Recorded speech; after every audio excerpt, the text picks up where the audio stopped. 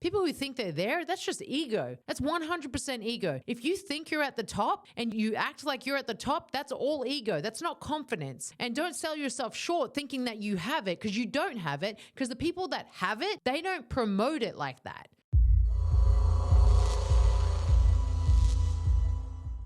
So today we're going to dive straight into what it takes for someone to actually get to the end result, right? Because a lot of the time we talk about this journey that everyone wants to go on. We talk about the health journey, the career path journey. We talk about the relationship journey. And I want you to understand that in order for you to get results, in order for you to actually gain some momentum, there's going to be some critical areas that you have to be able to overcome. Now, these areas are not just like something simple. These are points in the journey that become extremely challenging. And this is where most people quit. Because at the end of the day, whenever you're trying to achieve anything, it's not necessarily like, how do we do it? It's not necessarily like who's going to be in your corner or on the path with you. It's what happens when you're at the point where you're wanting to quit. And everyone hits these roadblocks, let's call them that, or setbacks, depending on how you want to look at it. But there's always going to be obstacles that get in the way of whatever it is that you're trying to achieve. So let's say that you are starting on a fitness journey, on a health journey. You're trying to drop some body fat. You're trying to build some muscle. You're trying to get some momentum. You're just trying to feel better, right? At the end of the day, we're just trying to feel better in our own skin. We're trying to feel good going through our day, going through our job, being around our family, all these things. So you start. And as you start, you're super motivated. You're like, I'm on the path. I feel good about the decisions that I'm making. I feel good about what I'm doing. And then about, 4 to 5 weeks, you hit a bit of my motivation is wearing off. And I'm not really wanting to do it as much. Now, it's going to be these struggling points that most people hit where they're like, I don't want to do it anymore. It's not for me. And all the excuses come up. So you have to overcome that. Now, what that's going to require is for you to be adaptable. And how you be adaptable is you look at what you're feeling. You look at where you're at. You look at the progress you've made in the last however long it's been. And then you go, what have I done during that time? You have been practicing. So the more that we practice, and then the test comes, that's actually your point at which all that practice gets shown. And a lot of the time, people don't actually use what they've been practicing in real time, in the reality, when the obstacles come.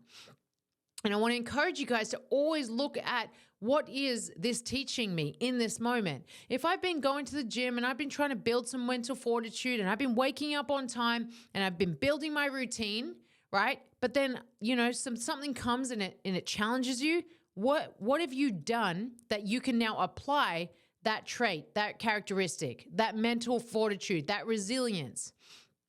Because that's where it counts. That's truly where it counts.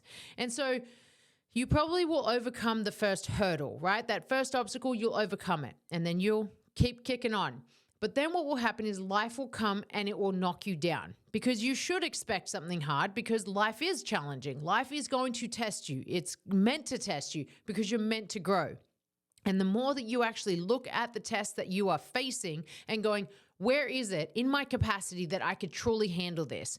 And in that time, what you'll find is that you are so much more valuable than what you realize. You have built so much more about yourself than what you even can comprehend. Because in that moment of test and struggle and everything that's coming your way, you're actually better able to handle it.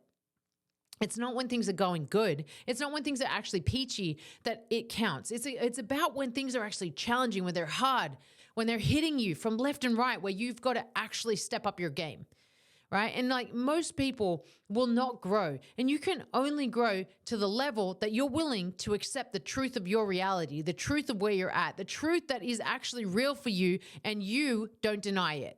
That is the level that you are going to be at. And if you can't handle the truth, or it's offending you and you get defensive and you don't like it, guess what? That's the level of growth you're at, and that you're going to have to go overcome a different ceiling. You're going to have to overcome a different side of you. That's really what personal development is. People will go down the path of professional development and they'll get all the skills out there, but they will do nothing for their personal development. And at some point, don't you just sit back and go, I don't feel fulfilled. I don't feel good about where I'm at. There's a reason for that, because at the end of the day, it's not just about your job. It's not just about what you're doing in your day-to-day 9 to 5 or whatever hours you work. It's about what it is that's fulfilling you, right? A lot of the time people live in this low frequency state, right? Where you're maybe in a place of shame, in a place of guilt, maybe even in a place of doubt. And I can tell you right now, you can move out of that place, right? It should scare you to stay in that place, but use fear as a motivator to create the courage so that you can move out of that place so you can operate at a higher frequency. And you might not know what I mean by that, so I'm going to explain it to you, because ultimately frequency is just what is the energy field that you live in. If you think of a positive emotion, it carries with it a bit of an energy field. Like if you're around a positive person, you can feel it. If you're around a negative person, you can feel it. There's a sense there. So all of these fields, all of these energies, they carry a certain frequency, a certain wavelength. And there's actually, specific amounts based on each emotion. So if you want to grow and if you want to get better and if you want to understand this, you can easily look this up. Like, what is the frequency of shame?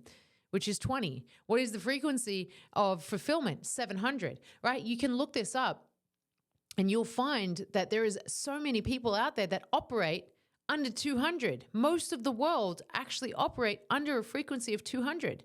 That's basically honestly just getting by. It's not even it's more so doing than it is being, right? We're human beings. We're not human doings. So we fall into the trap of just doing, and we kind of go through the rat race. We go through this day to day, and it's very mundane, and there's not really much fulfillment in it. And then you ask yourself, why do I not feel fulfilled? Well, it's because you're operating at such a low level. And only when you go take a deep dive into your personal development, into growing yourself physically, mentally, spiritually, emotionally, not just in one avenue, but in multiple, so that you can get better. Right? Because a lot of the time we want this quick fix that is out there, and I get it. People want the quick fix because who wouldn't? It's very enticing, but that makes you susceptible to everything that's out there that's trying to just grab your attention and take you in. And for you to actually get better, for you to step up your game and to grow yourself and to make yourself the best that you can be, you're going to have to see past all of the bullshit. You're going to have to see past all of the fancy stuff that's out there and the things that are distracting you. And you're going to have to hone in on what it is that you need. So the best question that you could ask yourself is, what is the harshest, the most realist truth that I will not accept? And when you know that, that's your weakness. When you know your weakness, you can start to attack it, either with people, by yourself, places. It's up to you. But I can tell you right now, the more that you attack this and you really, really get this dialed in, you will feel so much better about yourself.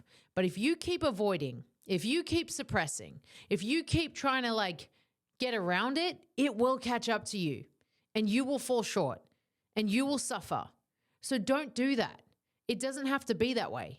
You have to attack it, what it is that you need to attack. Stop avoiding. It doesn't help you. It doesn't help anyone around you.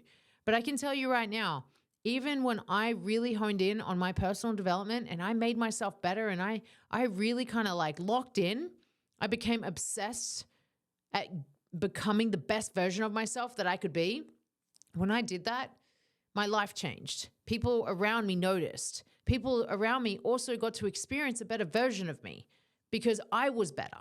And that's the best thing that we can do for others that are around us. We can actually be the best that we can be so that we're communicating better for them. We're showing up better for them. Our energy is different. We're more loving. We're more supportive. We're more compassionate. We're, honest. So you've got to look hard at yourself. You've got to check yourself in the mirror. You've got to check yourself in life. Just check yourself every single day. Because the more that you are aware of yourself, the more you can regulate yourself, and then you can actually have a different outcome. You can have a different approach to things. That's going to be what helps you the most. So I hope that this is helpful for you, because I've been hearing a lot lately with many people who don't know what to do, or they think they're there, which is even worse. At least people that don't know what to do, they're willing to learn about it, to grow into it. People who think they're there, that's just ego. That's 100% ego. If you think you're at the top and you act like you're at the top, that's all ego. That's not confidence. And don't sell yourself short thinking that you have it, because you don't have it, because the people that have it, they don't promote it like that, right? They actually carry themselves in a way that shows that they're confident, not that they're arrogant and not with ego. So you got to lead by example. Lead by being the best version of you, a kind person, a good person. That's what you got to do. Just be a good person. It's very hard, apparently, for people to do that.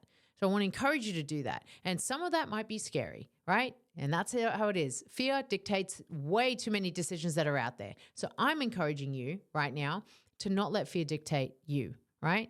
Be better than it. Be bigger than it. Because everything you want is on the other side of fear. So make a move, take action, because you're one decision away from a completely different life.